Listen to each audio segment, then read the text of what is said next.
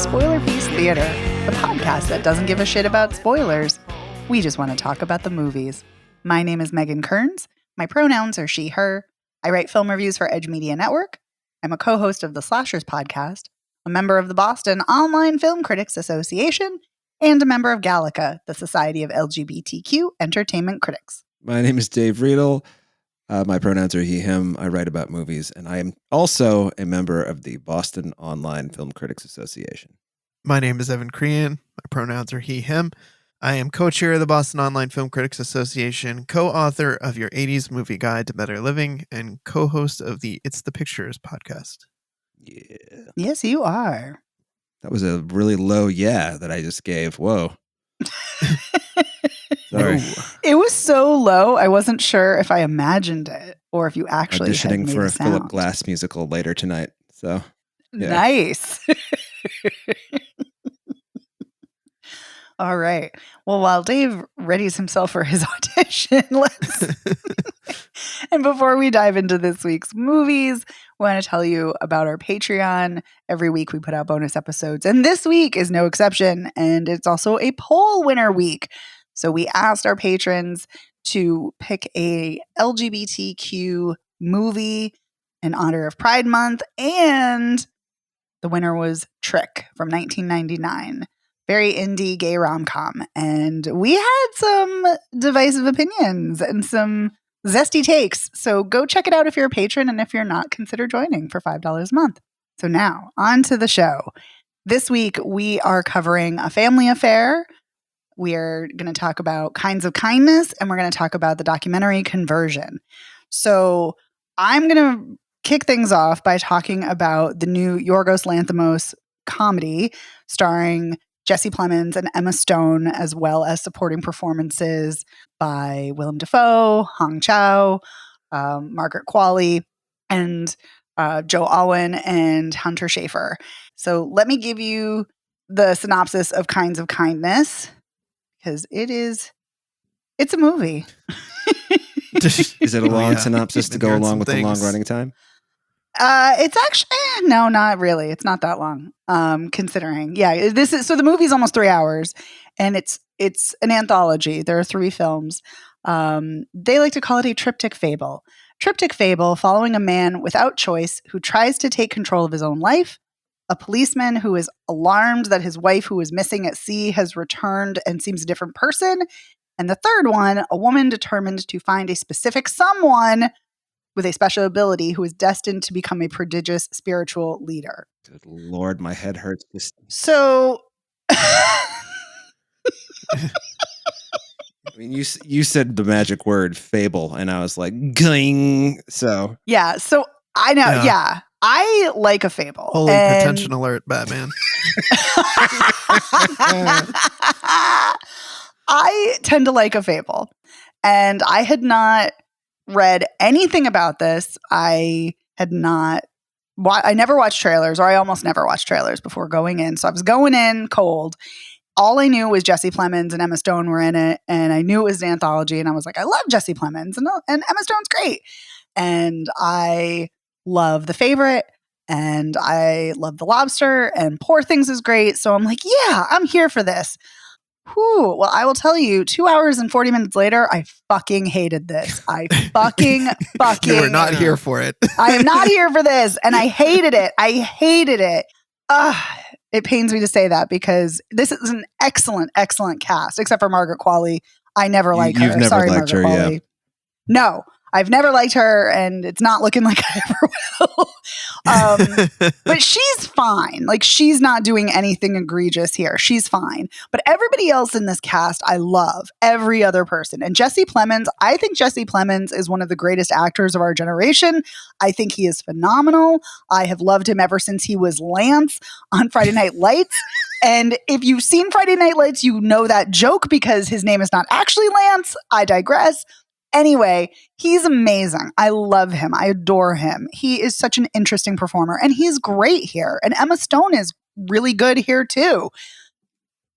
The problem, and the cinematography is great. I love Robbie Ryan as a cinematographer. The problem is everything else. The writing, the humor. Actually, the humor is not the problem. I take that back. I rescind that. Because actually, it starts off kind of funny and it's absurdist. So, yeah, so the first one is the one I actually like the most. And Jesse Plemons is a guy whose life is basically run by Willem Dafoe. He's working in this kind of nameless office. All the stories take place in New Orleans, but it's not supposed to be New Orleans. It's supposed to be like, oh, it's any city, even though it's not. But anyway, I digress. Because I'm like, it's not any city because there's palm trees, but whatever. And there's not palm trees everywhere. But anyway, so Jesse Plemons is a guy who's like literally what he eats, how many times he fucks, what he wears, everything is controlled by Willem Dafoe. And Willem Dafoe basically wants him to get into a car accident with a guy who is hired to do this and to hit him hard enough where he goes into the hospital and potentially might kill the other guy.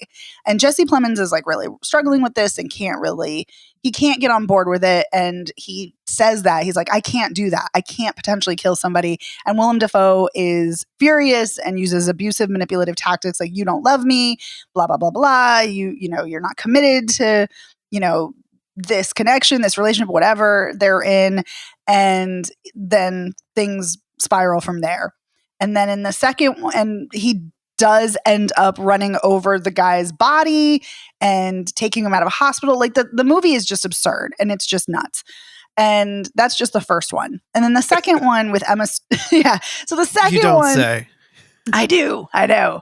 The second one, Jesse Plemons is a cop, and his wife, Emma Stone, has been lost at sea because she's like a scientist or researcher or something. And she comes back. But before she comes back, but like he knows she's going to come back, there's this weird scene where he's friends with this other couple and he's like, I'm really upset and I want to watch this video. And they're like, really don't want to watch this video. And he's like, no, I need to watch this video. And then it's a video of all four of them in an orgy. And it's weird and it's kind of funny because it's absurd. But then Emma Stone comes back and then he's utterly convinced it's not his wife because her shoes don't fit and she eats chocolate now and she never ate chocolate before, even though she was starving on an island, like a deserted island. And yeah, and so he has all these reasons to believe it's not really her. And then so he starts asking her to like chop her finger off and feed it to him because he at first refuses to eat the food she gives him because he's convinced, I don't know, maybe it's poisoned, who knows? But then she does. She chops off her finger and gives it to him. And then he says, hey, I need you to cut out your liver. And so she does, and she dies. And then the supposed real wife walks in the door. Anyway, and that's that. So then so that's where the cannibalism I heard about comes in. Not necessarily, because before that, that, I forgot about that. I'm actually glad you said that. When he's doing a routine traffic stop with his partner, who's his best friend, Mahmoudi Athi, who's also a great actor. They pull over this couple, and one of the guys is clearly drunk or high or something, and he's convinced that this imposter of his wife has stolen his phone, and he sees this other woman having his phone. He's like, this is my phone. How did you get this? And she's like, what are you talking about? It's my phone. And then he shoots the other guy in the hand, and then he starts to lick it. And so his partner's freaking out, thinking he's going to, kill people. So that also could be the cannibalistic part that people were referring to. So then he gets put in a hospital and then he gets put on meds and he tries to talk to the therapist about how he's convinced the woman is not his wife. And and then that's when he starts asking her more and more things. Oh, and I also forgot the lovely fun-filled part that Emma Stone, as the supposed imposter, she's pregnant, even though I don't think they've had sex. And she says, isn't this great? I'm now pregnant. And then he tells his therapist, he's like, I found her punching herself in the stomach and in the face. And she tried to feed me her finger, even though he asked for that. And then she goes to the doctor to have a gynecologist appointment. And then there's this really awful I say awful watching it, intervention where someone's like, you need to tell me what happened. Are you okay? Are you unsafe? And she's basically making excuses for him as, an abused person would, and we don't really know what happens. And it's alarming. The cavalier way domestic violence is depicted in this movie is fucking appalling. It's disgusting. And that just continues into the third one, where Emma Stone and Jesse Plemons are two people who are they're basically looking for a woman who can bring people back from the dead, and they have very specific guidelines that has to have a sister, has to be a twin, has to be certain measurements between her boobs. It's really weird and absurd. And basically it's all for these religious leaders who are Willem Dafoe and Hong Chow who have sex with everybody. It's really it's absurd. And Emma Stone goes back into her old daughter's room, her old house and her daughter's room, and sprinkles holy water. It's a whole weird thing. But basically, the part that's alarming about that one is that she gets raped when she's passed out by her husband, who drugs her, and then she's kicked out of this religious community for being quote unquote unclean and contaminated, and it's just fucking disgusting. And then in order to get back into this religious order, she finds a dog and then she slices the dog's leg so she can take it to a veterinarian and pose as the owner of the dog, and that's disgusting. And then I also forgot to tell you about, there's also some disturbing dog hanging in the second movie too. It's just, so basically my three no's in a film are rape, animal abuse, and domestic abuse, and this ticks all those boxes, and it's so fucking irresponsible and callous, and the movies just get worse as they go on. And then I didn't find it funny anymore, and the writing is appalling, and I fucking hated it. Yeah, it sounds pretty heinous. I mean, and that's, well, I know everyone loves Yorgos Lanthimos, but I just feel like, for me, why I have such distaste for him is the stuff that I've seen. I feel like he just tries to shock people with grotesque things, and I'm not a fan of that style of movie. I don't want someone to just do gross things to try to appall me just because they want to try and push the envelope and not. It's one thing if I feel like you have something interesting to say. Yeah. But I don't know. This just sounds to me like a bunch of gross, nasty stuff rolled into a movie just for sheer shock value. Yeah, that was basically my thought too, and my reaction. And it's funny because I'm thinking about this and I'm like, why did I find this so repellent? Because I found this so appalling and repellent. And I love disturbing films. I love horror. But here's the thing, it even from the score, which is this piano style horror score, it feels like it's a pantomime of good horror, where good horror is political, it has things to say. And, I was reading the press notes on this, and apparently this is about power dynamics and control and how people think that they're free and they're not. And I guess I can see that, but I found it was far more interesting to read about that than to actually experience and watch it, where it just felt like pastiche. And I was just even though that feels weird to say because this doesn't feel necessarily like other things I've seen, it still somehow feels like pastiche. And it just, I was like, no, thank you. Ew. I mean, I wouldn't say that I like or dislike Yorgos Lanthimos. I mean, I feel like you liked The Lobster, Evan. Am I making that up? I never saw it. Who likes The Lobster? I've seen I like The Lobster, The Favorite, and I can't remember if I've seen anything else of his. I was kind of like, oh, The Lobster's fine. It's a little, I like weird, but it's kind of weird. I sort of felt like that this is weird just because it wants to be weird, which is, you don't need a reason to be weird unless but it has to kind of make sense on its own terms. And I really like The Favorite, which notably he did not write. And he did co-write this. And I liked the other Emma Stone, Poor Things, and I really did. He's Killing of a Sacred Deer, right? Isn't that him? I believe so. I really did not like that movie. I thought it was trite and frankly stupid, and predictable and just icky. So yeah, it's interesting. I really, I hadn't read about this. I'd heard about the cannibalism too. I think it's kind of unavoidable if you just like open an entertainment section. I didn't somehow seen it. Yeah, I somehow did not see that there was cannibalism, but that to me is the least offensive part. That's what's wild to me. The cannibalism, I was like, bring it on. I like a cannibalism movie. That to me is not the appalling part. The appalling part is, like I said, the rape, the domestic violence, and the animal abuse. Yeah, I don't know if I need to see this. We'll I don't know, maybe I'll watch them one at a time.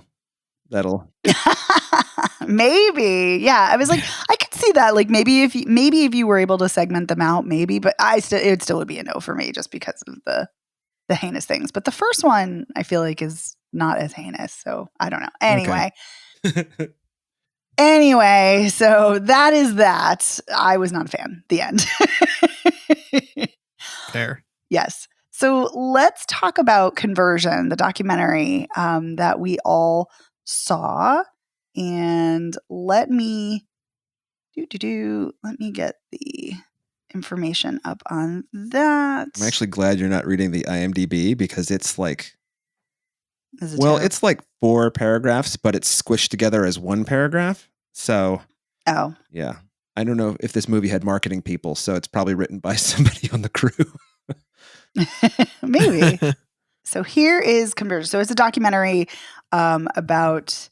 Well, I'll just read you the synopsis from the press release.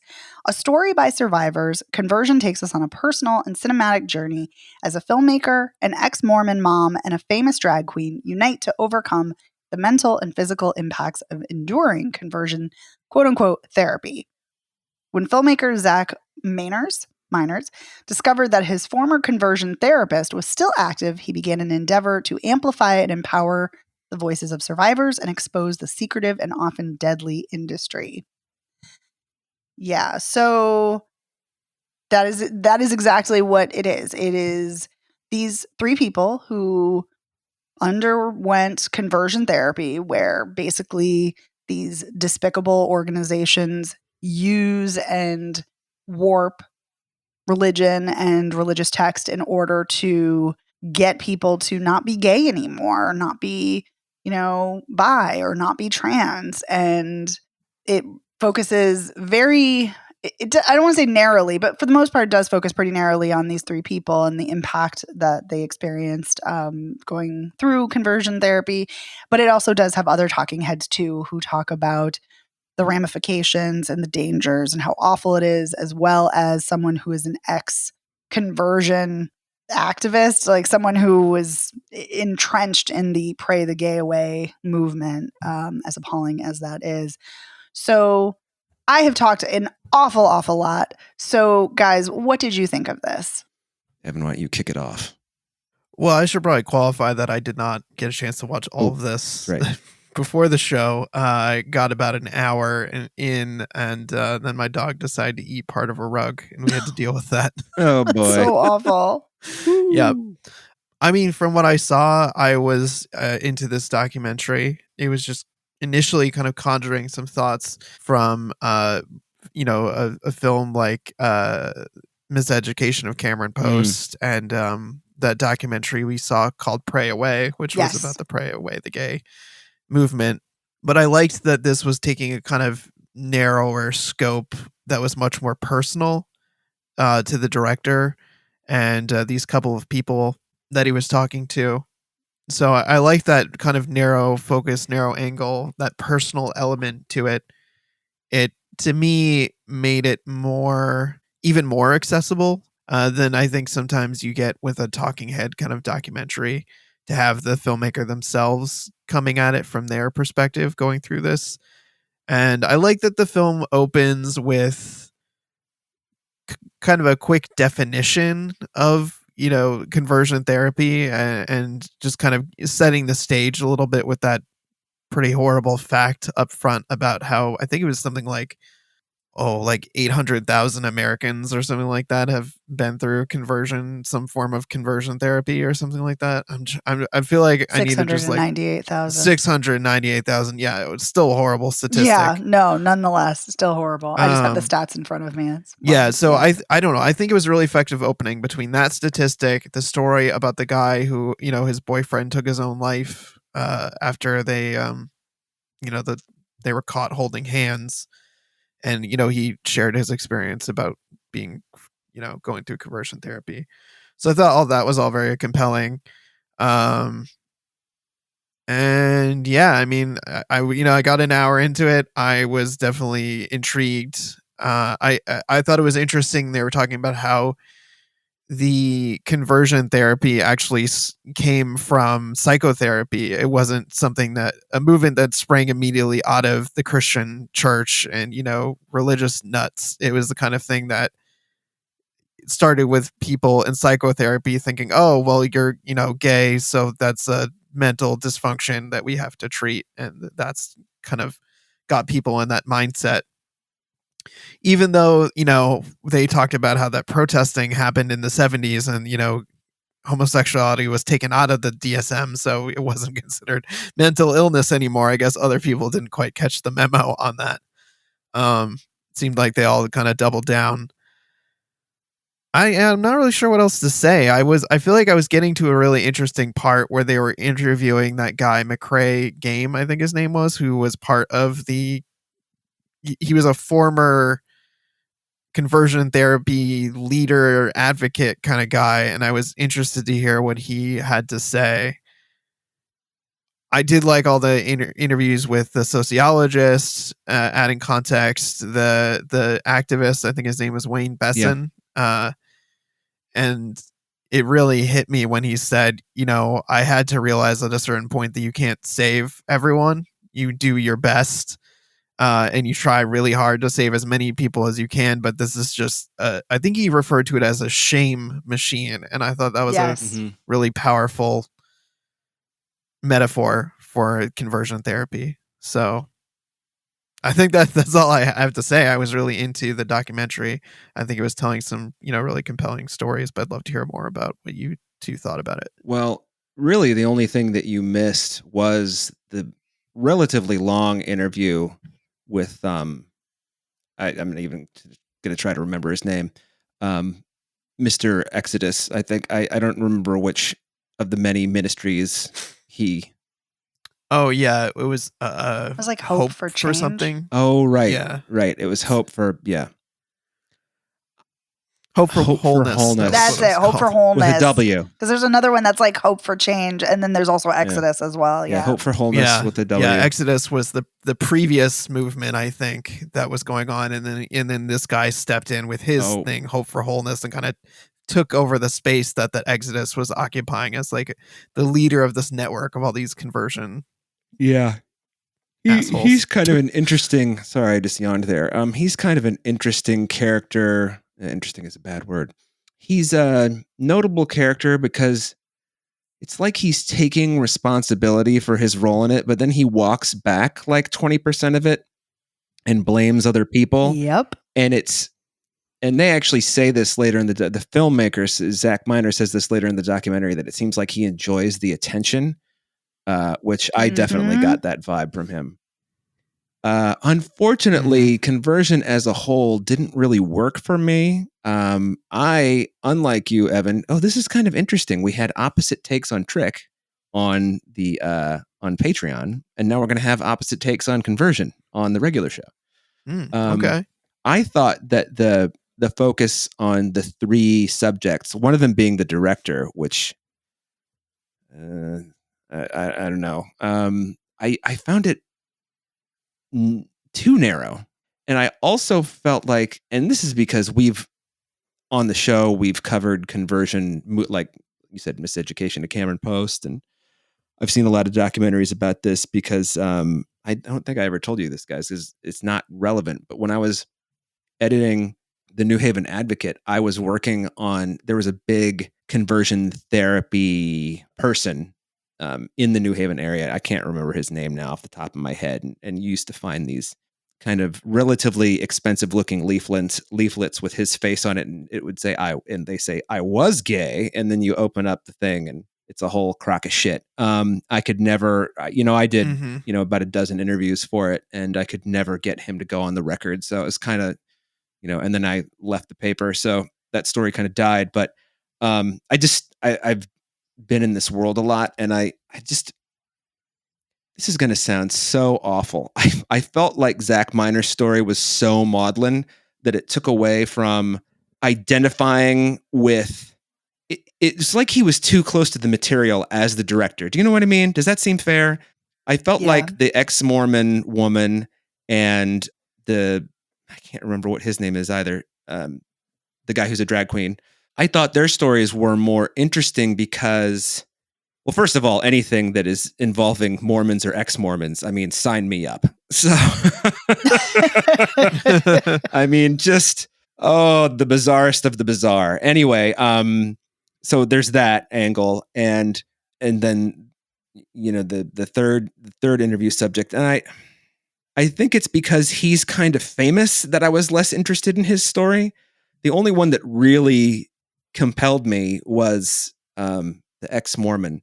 I did like the interviews with, like you said, Evan the sociologist and Wayne Besson, who is like he's like an anti-conversion therapy crusader. It's like his thing. So I've just known who he is for a long time.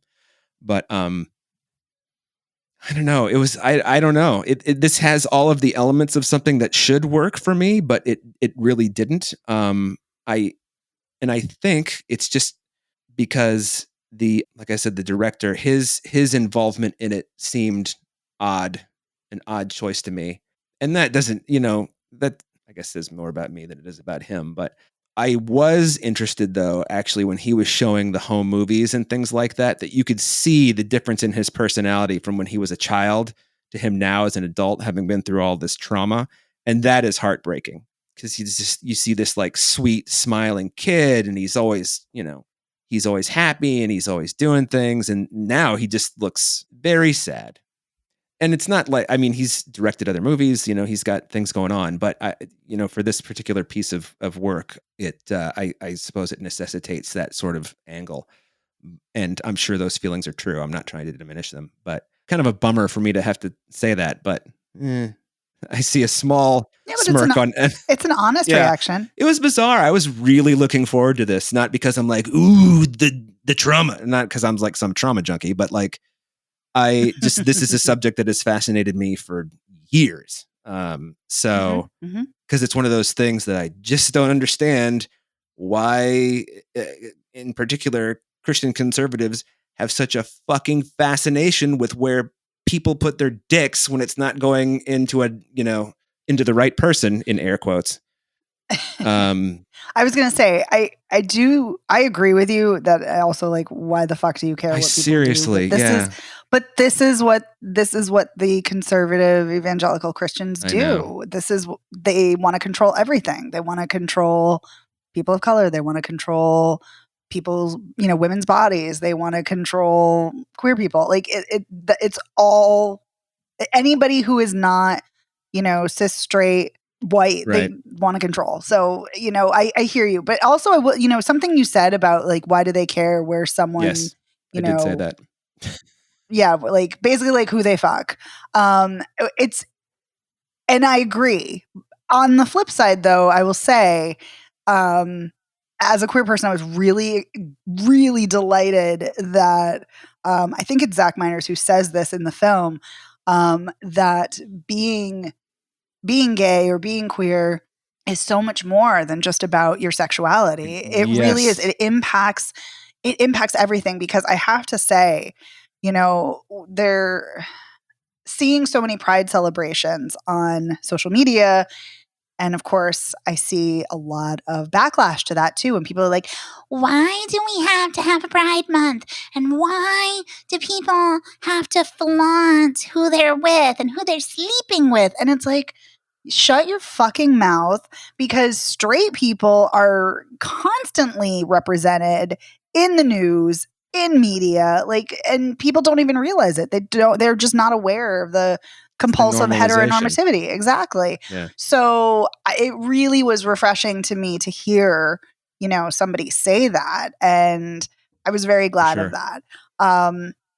But yeah, I know what you're saying, Dave. I fall somewhere in the middle of the two of you, because I also was really excited to see this because it's just fucking appalling. It really is just amazing. Like, oh my God, it's just so disturbing. And I think anyone who survives that kind of trauma and talks openly about it and, is an activist, it should be applauded. And the fact that these people are sharing their stories. And I want to say, I didn't say this initially.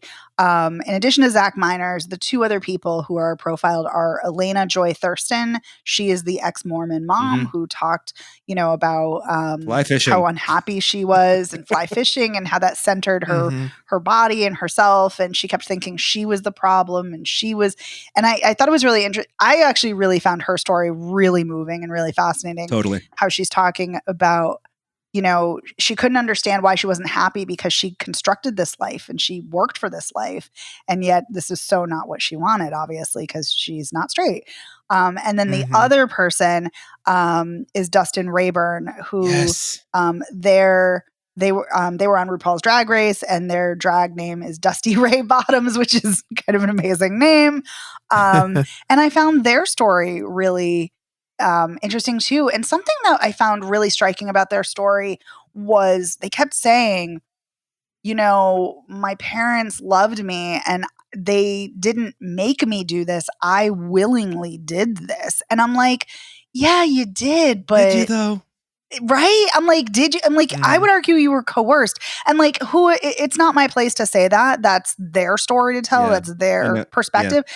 But at the same time, I feel like that's coercion. Like, that's manipulation. Even if their parents, had the best of intentions, so yeah. But I will say, I also found Zach Miner's story not to be as compelling, which is weird. And I also wonder if it's the same thing, that he was too close to the material. I don't know if maybe it's interesting because even though he clearly was vulnerable in sharing his personal stories, there's something about it that just didn't feel like it went deep enough. I don't know. There's some, and I also couldn't help but compare to the brilliant documentary Pray Away, which is, which was incredible and incredibly compelling. And it wasn't that this was really engaging too. But I don't know. I almost felt like this was more off-putting somehow. Not off-putting. That's not the right word. I know, but I know what you mean. Yeah, I didn't feel like I was drawn in. Yes, distance. Thank you. That's it. And I can't quite put my finger on why. And I don't know if it's because it didn't go deeply enough. I don't know if it's the way it was edited, because I noticed like when one person was talking about suicidal ideation, then they would cut to another person talking about suicidal ideation. And I get why it was edited that way thematically, but it almost seemed, because like we kept zipping around. I don't know. It felt, I don't want to say disorienting because that's not right, but I don't know if maybe that took me out of the engagement. I'm not sure. But I did like this, and I did find their stories compelling, but I just did feel some emotional distance too, like you. I think that it's the reporter in me only seeing one side of the story that could be it. That's part of it, because one of the things that I think makes documentaries like these powerful, and reporting in general worth it, is when you see the other people explaining their reasons for doing the things that they have done, in this case send their children to conversion therapy, or I guess in the ex-Mormon's case, your adult wife into conversion therapy. Yeah, that's kind of wild, doing it as an adult. I'll tell you, man. So I don't know if that would help, and maybe their families aren't available. Maybe they didn't ask them. Maybe that wasn't their point. Maybe these were just personal stories. But I always want to hear from the people who, why they were like, we wanted to send Zach to conversion therapy. And the reporter in me would have phrased it differently. But what I would want to say is, well, why were you an asshole? But But see, I hear you and I get that. I don't want to hear from those fuckers. Like, I don't give a shit. I don't give a shit about their perspective. I don't care why they do it. You're a fucking piece of trash human. and totally that's agree all with I you need on to all know. that. But what makes them tick, like, just blows my mind. Yeah. Especially when it comes from a religious angle. So, especially a conservative Christian religious angle.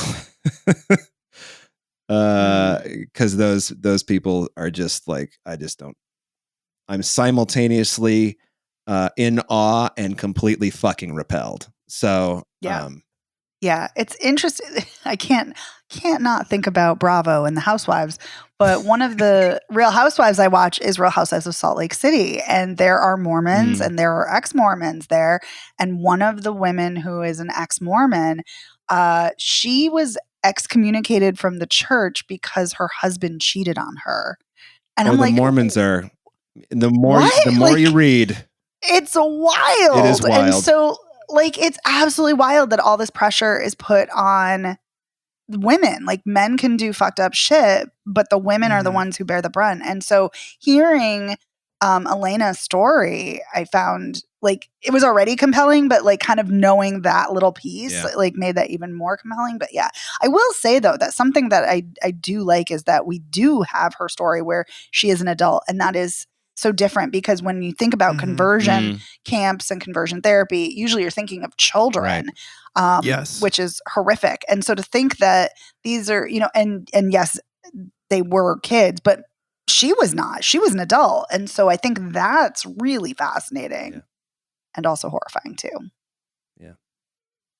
Well, Evan, did you have? I was going to say, Evan, did you have any other thoughts? Yes, a few. One, I wanted to circle back to when you were doing your voice, making fun of the people who are like, I don't understand why we need to have, a good voice, pride by the way. celebrations. Thank you. Yeah, it was. And I will say, since it is Pride Month, and to celebrate, we went to a drag story hour. Yay. And there was a bomb threat on that drag story hour that day. And you know what? When we stop hearing about bomb threats at a drag story hour, then the straight people can then those people whose voice you were doing, then they can complain, okay? I mean, that's what's appalling. I mean, that's so horrific and so appalling. And the thing that blows my mind is that, and I always say this, when people think Boston is like this bastion of liberalism, and listen, Boston's great in many ways, but it's like the fact that this shit is, can happen in the Boston area. It's like, anyway, it's just. I'm not going to say it's a certain group of white people that are maybe originally from the Dorchester area, but I'm not going to say it's not either. So. Actually, it's probably not even people from Boston who are calling in bomb threats. Now, yes. Yeah, probably not. Yeah. What I was thinking. Oh, wait, Evan, you were still going. I beg your pardon. Oh, that was all I had to say on that particular topic. So if there's something you wanted to add on to that, otherwise there were other things I was going to say, but I just want, if you were still building on that point, go for it. What I was thinking about, and I've always struggled with a way to articulate this, is how people are who in the quote normal unquote aspect of cultural whatever. In this case, heteronormativity is what's considered normal and, aspirational in this case, if you're, want to send your gay kid to conversion therapy. I have struggled to understand how you cannot understand how there are other viewpoints from your own. It's just like there are gay people, there are gay kids, and I just don't. I don't know if I need to understand or not. It's kind of like the same way. It's like, well, why are you gay? Well, who fucking cares? It's like. The heteronormativity angle is what I'm getting at. Is I always think about it as a non-drinker. I now find it, coming up on 22 years, I now find it very odd that so many people drink around their children, but it's, I do too. But it's I do fucking too. normal, and yep. And it's normalized.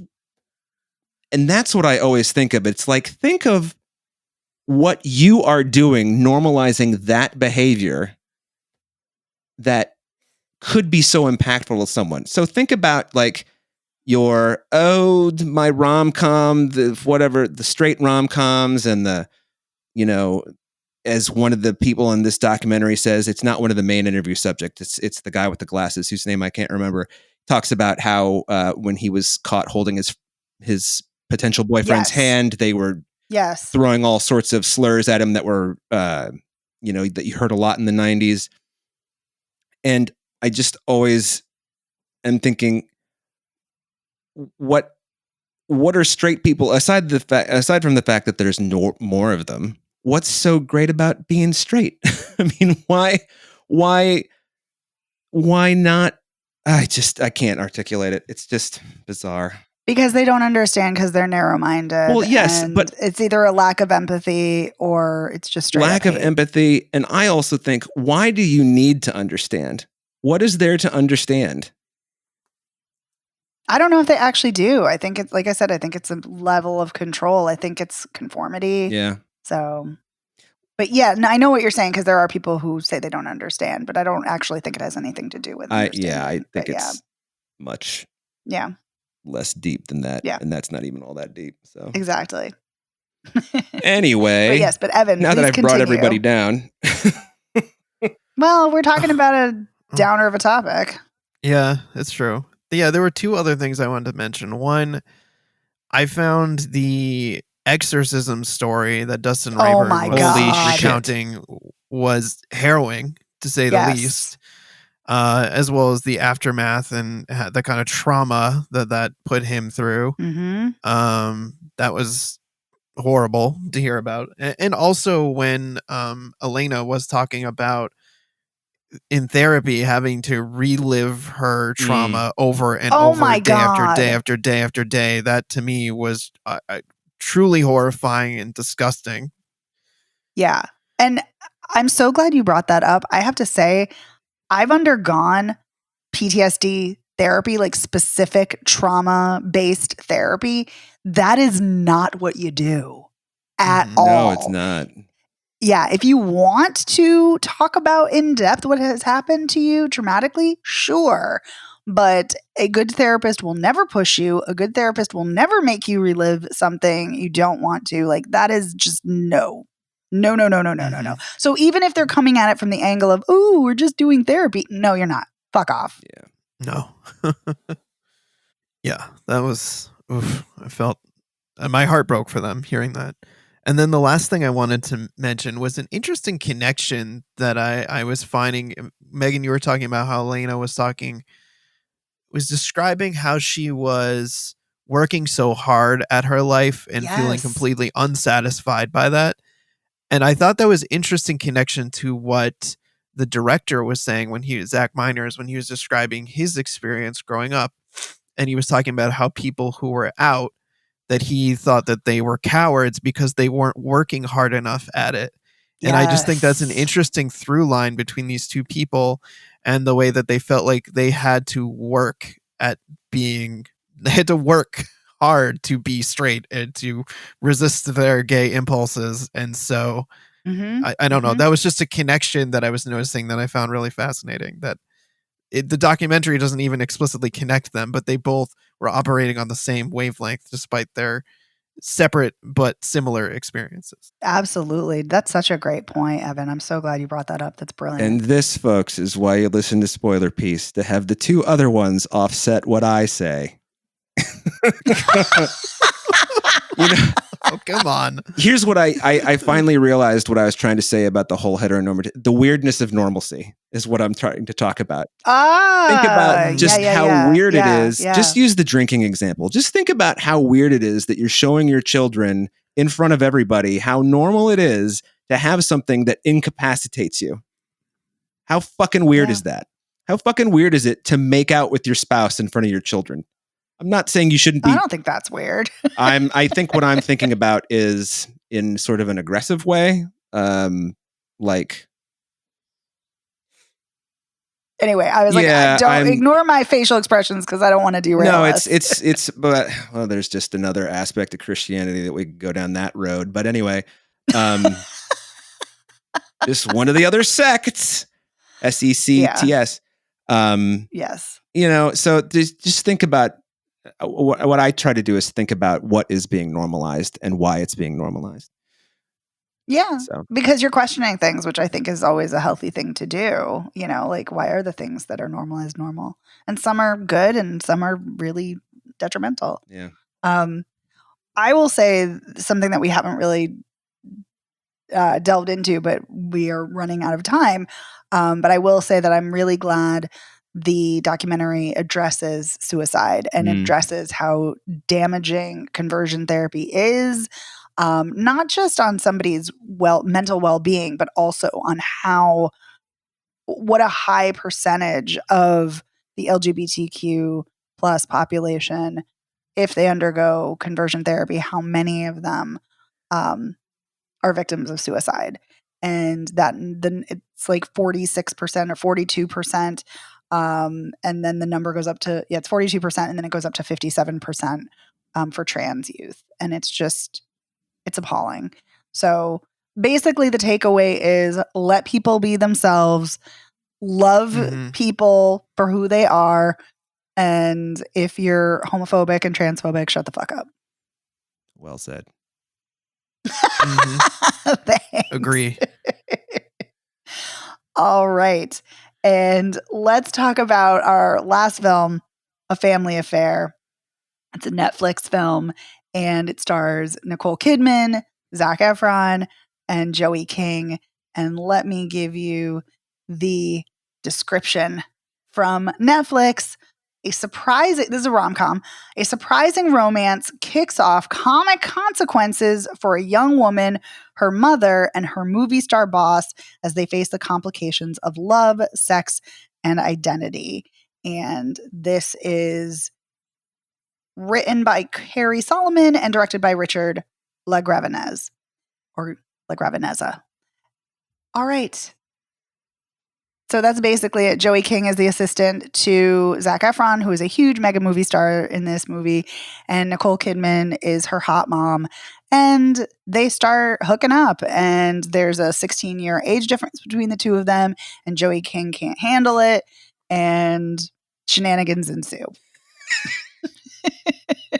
Shenanigans. All right.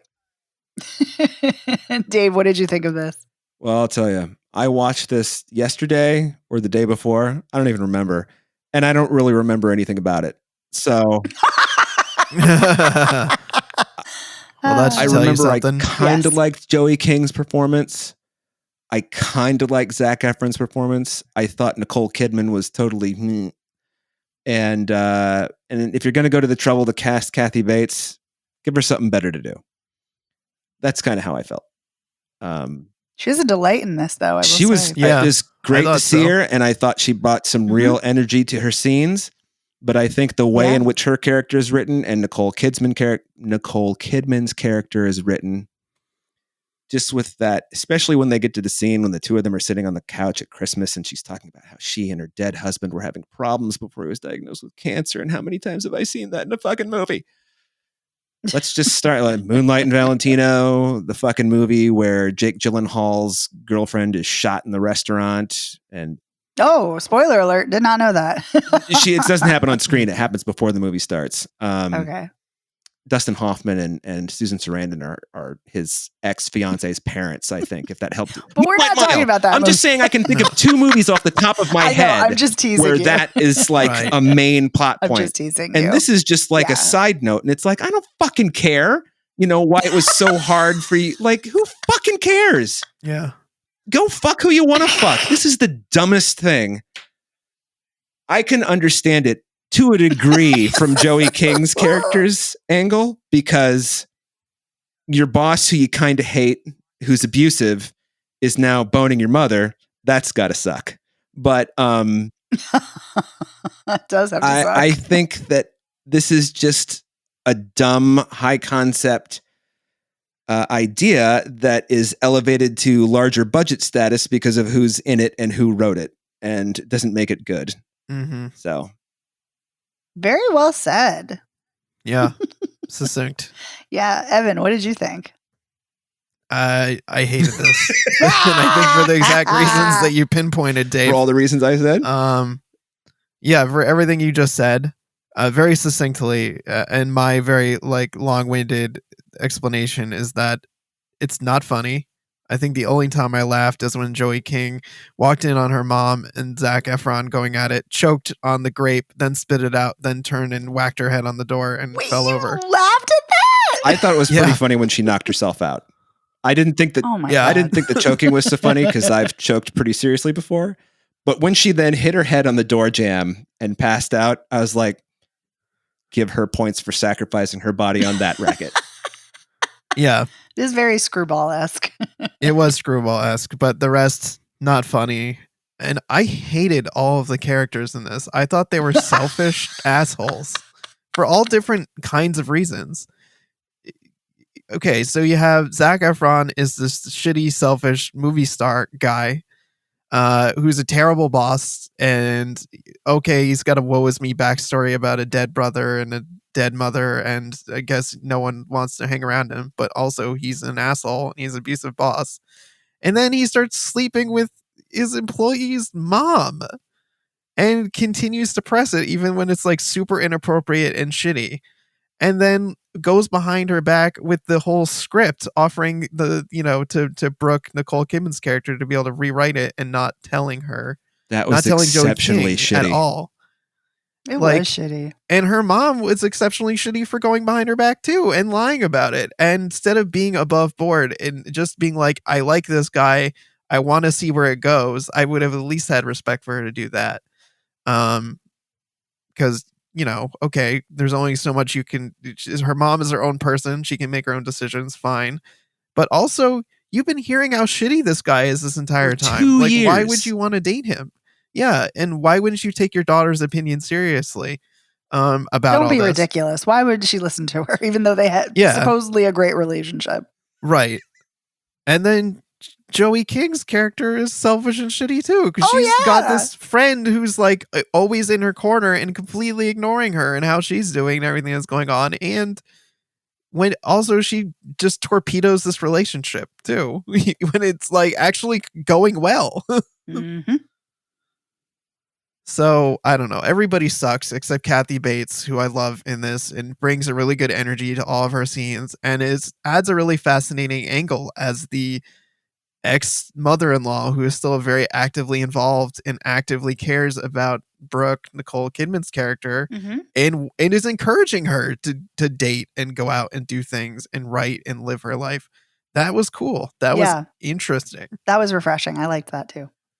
Mm-hmm. And I like that Eliza Koshy plays the friend in this because we liked her in Players. She was one of the few good things about that movie. Although I wish she had more to do here. Yeah, her subplot seems a little tacked on more for narrative purposes than character purposes. So kind of a bummer. Mm-hmm. Mm-hmm. Yep. So that's where I come down. What about you, Megan? I hated this too. Yeah, and I really like Zac Efron. Even when he's not in good films, I always find him extremely charismatic. No, that's not true. Sorry. The Greatest Showman. I love that film unapologetically. And The Iron Claw. He's brilliant in The Iron Claw. He gives a career best performance in that. And that's a brilliant film. So not every film, just almost every. But no, I do. I love Zac Efron. And I love Nicole Kidman too. And I don't think she's particularly great here. She's fine. I think she's fine. But considering how brilliant she is and can be, it's kind of like a meh performance. I did not like Joey King here at all. I found her obnoxious as fuck. Zac Efron is the only one I think I liked. And of course, Kathy Bates. Kathy Bates is great. And Liza Koshy, or is it Koshy? She's fine. Again, I wish she also had more to do. I agree with you on that. Yeah, I just didn't give a shit. I didn't care about anybody. I didn't like anybody. And again, not that they have to be likable because, quote unquote, because they don't, but I have to find them compelling, and I didn't. And I found this a slog. I found the writing painful.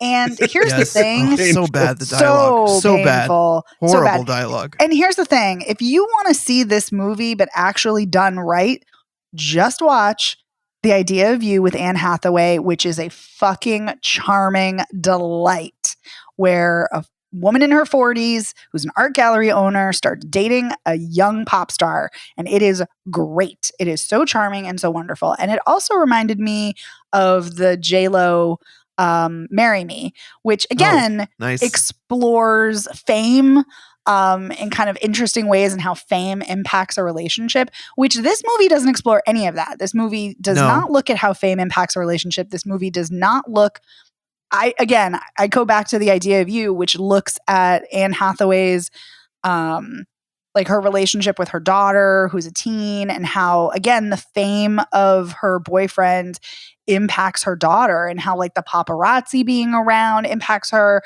And so that's why she's like, that's kind of the conflict there.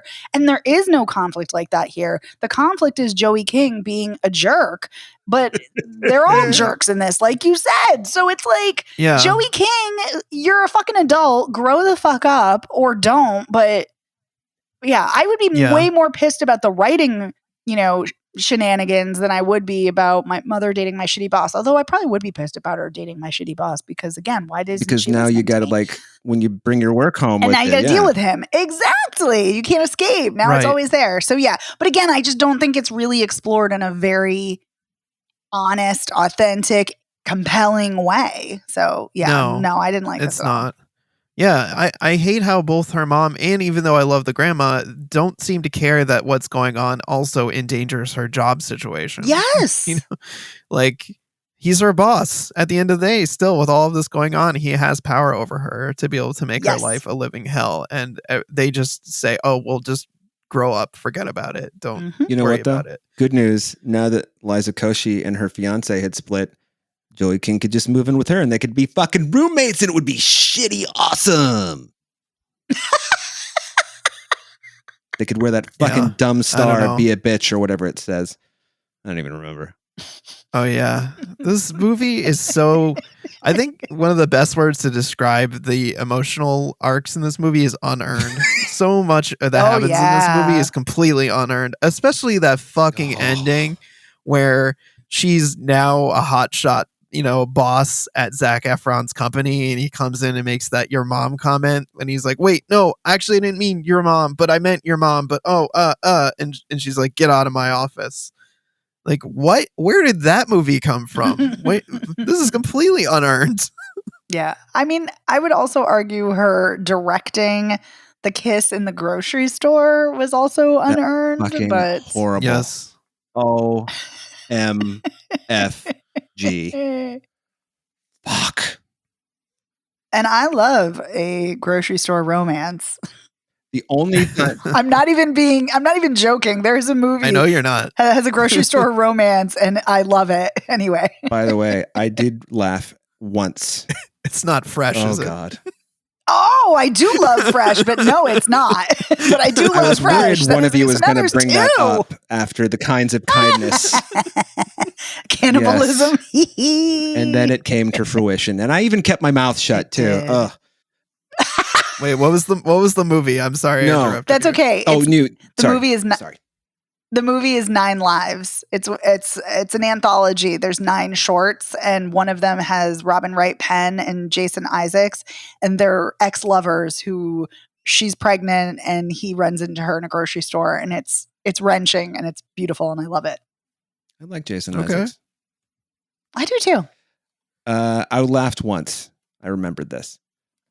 Oh, okay. When they're in the grocery store. And Zac Efron's like, no one recognizes me. This is weird. I don't know what to do in a grocery store. And then he looks down and I goes, oh, shit. And he throws a box of Apple Jacks in the cart from off screen. That made me laugh. That was cute. I agree with you. Yeah. I think that was cute. Yeah. Everybody deserves better here. It's true. Yeah. Yeah, I guess.